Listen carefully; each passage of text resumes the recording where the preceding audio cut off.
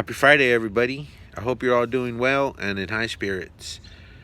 Today, I'm going to talk about something I've already talked about twice, and I'll just jump right in. So, as you might know, I took my kids to give public comment at a community meeting slash city council meeting.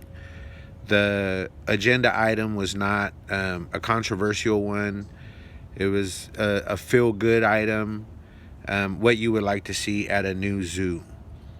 And so my kids, it was their first time. My son, he was nervous, and gave his comment, which was very brief because, like he told me, it's hard speaking in front of people.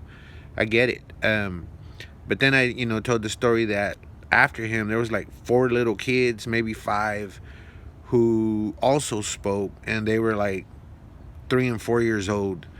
I think they were all white kids, maybe one like Asian kid, and they asked for bike paths to the zoo so they can ride their bikes there.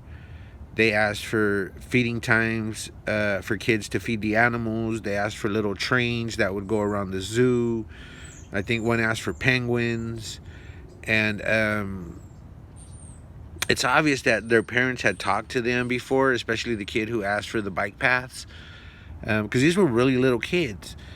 And that sense of entitlement like really stood out to me, and I don't say that in the bad way that folks have entitlement. I think it was incredibly beautiful that these little kids, when they spoke, it was expected that the government would stop what they were doing and listen to their ideas, opinions, and value them.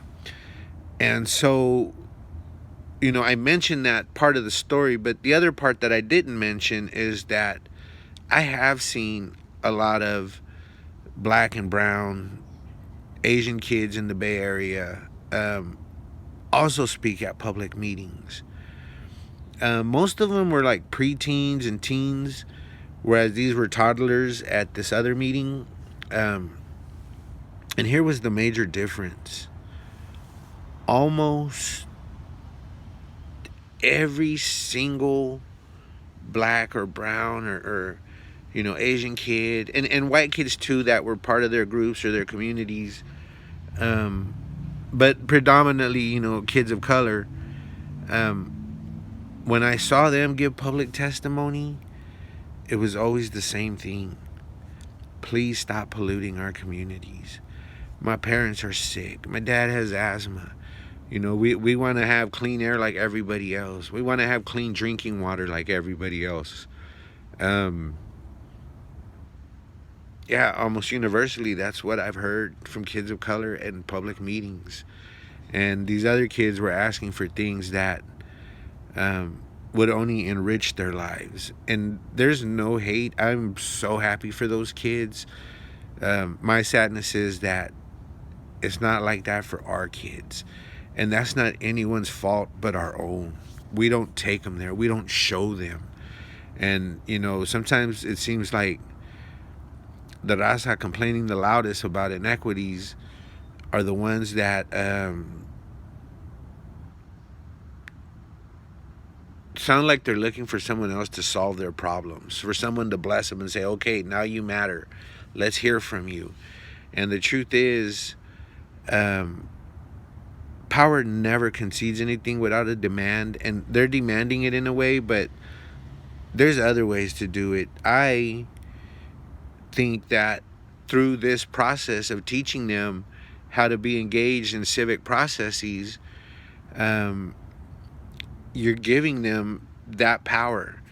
And yesterday I was talking to a friend about this, and she thought it was pretty deep, and added that, I wonder if some kids could be saved from the streets and showing you how they feel through a gun because they didn't have any other way to be heard. And, it's not just in public meetings, it's being heard in your home, being heard other places. But if you're not heard anywhere else, you go to these meetings and they have to hear you. And, it's it can be very empowering.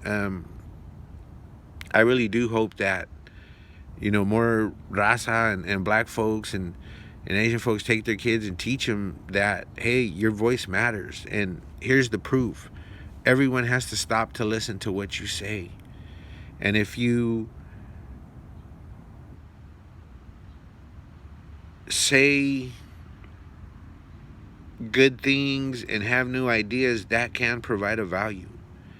I'm going to veer off topic a little bit, and talk about, well, I might even be done with that topic. That was predominantly what I wanted to say, is that was another stark contrast for me, that these 3 and 4 year olds were already being trained to know they have a voice, being given these opportunities and civic processes.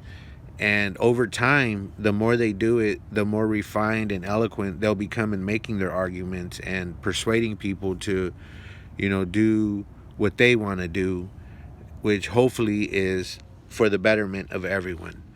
Um, that said, the friend I was speaking with kind of reminded me of an issue that real ones face. And in particular, leaders, real leaders. I've heard from a lot of people that I've seen as pioneers and leaders, and I mean like real leaders. Martin Luther King said that, real leaders are characterized by the the agonizing solitude of a pioneer. So if you're a pioneer, by default, you're a leader because you're creating new paths. You're innovating stuff. Other people don't have the capacity to imagine new things, but you can. And in imagining new things, other people can latch onto that and help push it. And so what I've seen from the most genuine advocates and the folks who are pioneering and innovative is always a sense of frustration that they don't get the credit.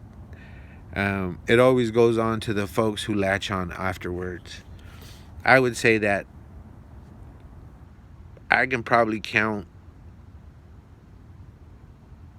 $500,000 that folks have gotten soliciting grants off ideas that I laid out. Look, if you do this, this, and this is your whole grant project. And even government created projects off of that same idea that no one had out. And so a value was created. For me, just doing that alone is not enough. You also have to protect communities in a regulatory sense and not just hand out stuff. So while my idea was to hand out these things to help the community better understand their issues, it shouldn't have stopped there. And if it stops there and they beat their chest about it, they're starting to tokenize these efforts, right? And so I guess my issue was always that the wrong people take credit for my work because it legitimizes them. And if they really don't have that love for a community but sound like they do, they're just cunning. And I wouldn't want to inflict that on my community. And my friend was sharing just the difficulties of seeing other people get credit for their work, and that's the politics. So what I've kind of looked to in these situations is Lao Tzu. So you guys might have heard of Sun Tzu, who is the philosopher and war strategist, Chinese, wrote The Art of War. Well, he had a nephew named Lao Tzu, and Lao Tzu said that the real leaders, when the mission is accomplished, the people will say, "We did it." He won't get the credit. The people will say, "We did it," and I that quote is a source of comfort. So I guess today was two reflections and lessons that I'll give you three, because I was going to make this other video. I'll save that one for its own video. Have a good one, everybody. Happy Friday. Gonna head out and do something fun right now, and I'll probably post about it later. Have a good one.